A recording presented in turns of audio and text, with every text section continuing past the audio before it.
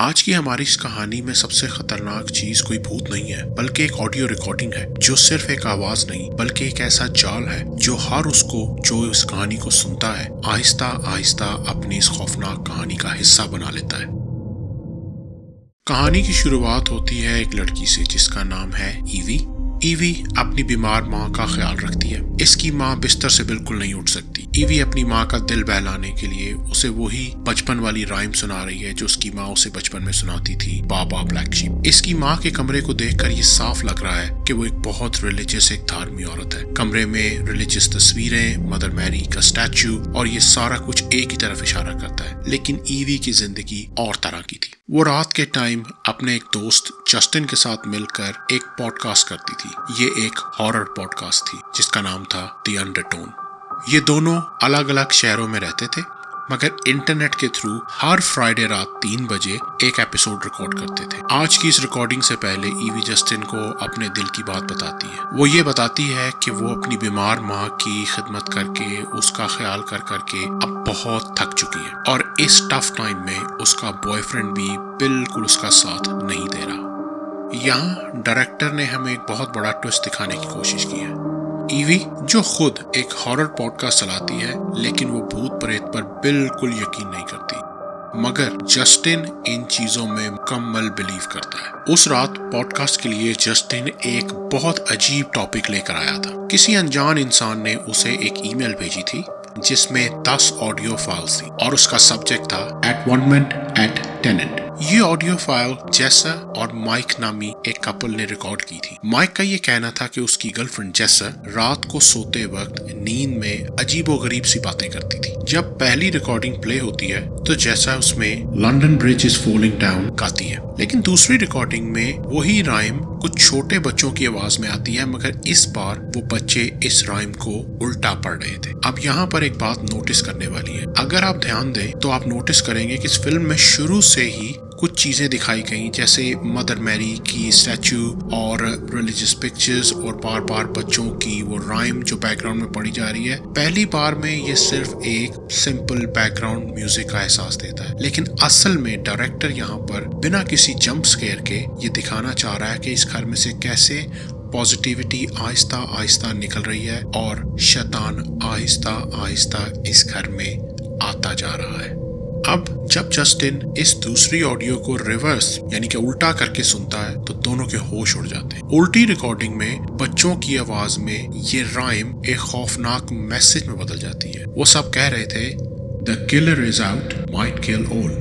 یہ سب سننے کے بعد جسٹن نے تھوڑی ریسرچ کی مگر اس ریسرچ کرنے پر اسے پتا لگا کہ it's rhyme London Bridge is falling down, اس کے پیچھے ایک بہت ہی دردناک سچ چھپا ہے۔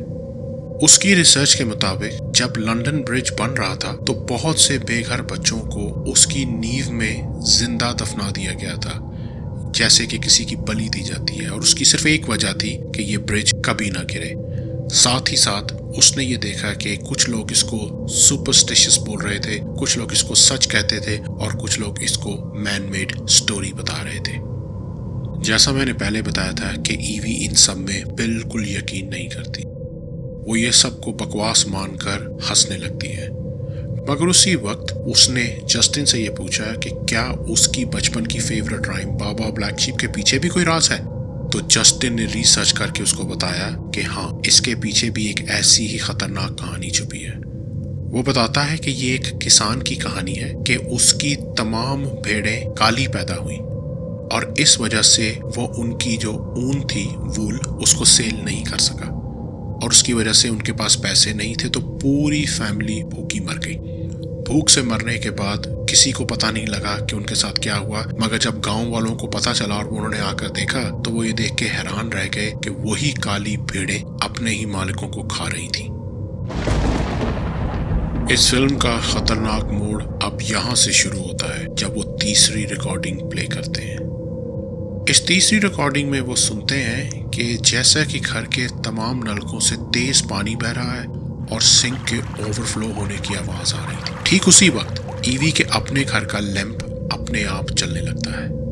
اگلی صبح ایوی کو پتا چلتا ہے کہ وہ خود بھی پریگننٹ ہے اور اسی دن اس کی ماں کی نرس اس کو بتاتی ہے کہ اب اس کی ماں کے پاس زیادہ ٹائم نہیں رہ چکا تھا۔ اس سب کے چلتے ایوی بہت پریشان تھی۔ اس نے اس رات اپنی ماں کو اکیلے چھوڑ کر اپنے بوائے فرینڈ سے ملنے کا فیصلہ کیا۔ اگلی صبح جب وہ واپس آتی ہے تو وہ دیکھتی ہے اس کی ماں فرش پر گری ہوئی تھی۔ ایوی فوراً اپنی ماں کو بستر پر لٹاتی ہے۔ اسے بہت زیادہ پچھتاوا ہو رہا تھا، برا فیل ہو رہا تھا کہ وہ اپنی ماں کو اس حالت میں چھوڑ کے اپنے بوائے فرینڈ سے ملنے چلی گئی۔ مگر اسی سب کے دوران اس نے ایک چیز نوٹس کی کہ اس کی ماں کی ٹیبل پر سے مدر میری کا اسٹیچو نہیں تھا، وہ وہاں سے غائب ہو چکا تھا۔ ابھی وہ یہ سوچ ہی رہی تھی کہ وہ مورتی کہاں گئی کہ اس کی نظر پڑتی ہے اس ٹیبل کے دراز میں جہاں پر کریون سے بنی ایک خوفناک ڈرائنگ پڑی تھی، اور وہ یہ سمجھ نہیں پا رہی تھی کہ وہ ڈرائنگ یہاں کیسے آئی۔ ایوی اب خود بہت پریشان تھی کیونکہ وہ ان چیزوں میں بالکل بلیو نہیں کرتی تھی، مگر اب اس کے پاس کوئی چوائس نہیں تھی کیونکہ وہ خود ایکسپلین نہیں کر پا رہی تھی کہ یہ کیا ہو رہا ہے۔ اب وہ رات کو 3 بجے اسی رائم بابا بلیک شیپ کو الٹا کر کے سنتی ہے تو اس کے ہیڈ فون میں اسے بالکل صاف آواز آتی ہے جو ایک میسج تھا، لک and look all the blood. اور جیسے ہی وہ یہ سنتی ہے اس کے فوراً بعد گھر کے تمام نلکوں سے پانی آنا شروع ہو جاتا ہے، بالکل اسی طرح جیسے اس ریکارڈنگ میں تھا۔ اور اسی وقت بند الماری خود بخود کھلتی ہے اور اس میں سے مدر میری کی مورتی جو نہیں تھی ٹیبل پر اپنے آپ اس کی ماں کی ٹیبل پر آ جاتی ہے۔ اگلی پوڈ کاسٹ میں وہ 5ویں ریکارڈنگ سن جس میں جیسا نیند میں کچھ عجیب زبان میں کچھ کہہ رہی ہے، سمتھنگ لائک اوزیبا انکو۔ جب ایوی اس لفظ کو الٹا کر کے سنتی ہے تو پتہ چلتا ہے وہ کہہ رہی ہے کم ان ایبیزو۔ یہ سب سننے کے بعد جسٹن نے اس لفظ ایبیزو پہ ریسرچ کرنی شروع کی تو اسے پتہ چلا کہ یہ کوئی معمولی چیز نہیں بلکہ یہ ایک بہت ہی زیادہ خطرناک شیطان یا ڈیمن ہے۔ ایبیزو ایک ایسی شیطانی عورت تھی جو خود کبھی ماں نہیں بن سکتی تھی، اسی لیے وہ زیادہ تر پریگننٹ عورتوں اور بچوں سے بہت زیادہ نفرت کرتی تھی۔ وہ رات کے اندھیرے میں نئی ماؤں کے گھر جاتی تھی، ان کے دماغ پر قبضہ کرتی تھی اور پھر انہی سے ان کے اپنے بچوں کو ختم کروا دیتی تھی۔ پوڈ کاسٹ میں اب ایک لائیو کالر آتا ہے۔ یہ کالر انہیں بتاتا ہے کہ جیسا اور مائک اس کے پڑوسی تھے، جی ہاں، the word تھے۔ وہ بتاتا ہے کہ ان دونوں کی ایک دن پہلے موت ہو گئی ہے۔ پولیس کو ان کی لاشیں سیڑھیوں کے نیچے پڑی ملی تھی، ان کے سروں پر پلاسٹک کے کالے بیگ باندھے گئے تھے، ان کے گھر کی دیواروں پر کریون سے مرے ہوئے بچوں کی تصویریں بنائی گئی تھیں، اور سب سے خطرناک بات یہ تھی کہ وہ لیڈی جیسا اس وقت خود بھی پریگننٹ تھی۔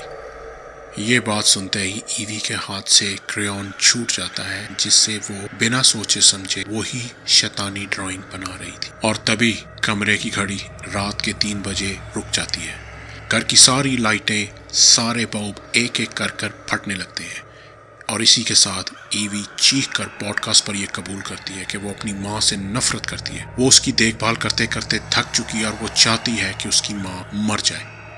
اب یہاں ڈائریکٹر نے ہمیں بتانا ہے کہ اس قبول نامے کے بعد جیسے ہی ایوی یہ سب کہتی ہے، ایبیزو ایوی کے دماغ پر پوری طرح کنٹرول حاصل کر چکا ہے۔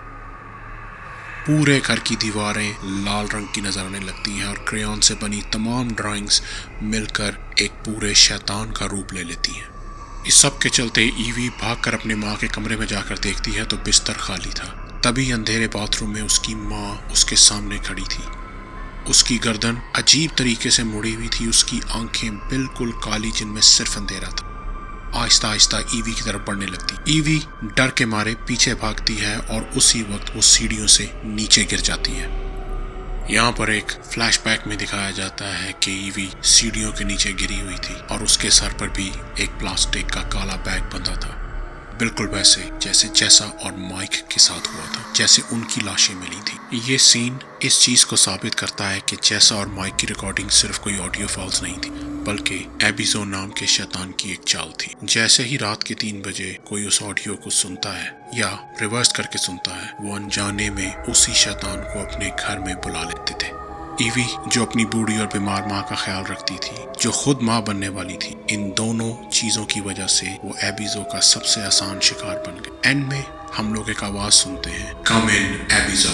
یہ صاف ظاہر تھا کہ یہ سلسلہ یہاں ختم نہیں بلکہ یہ ریکارڈنگ اب کسی اور تک جائے گی एबिजो अपना नया शिकार ढूंढ रही है और अगला शिकार कौन होगा ये कोई नहीं जानता।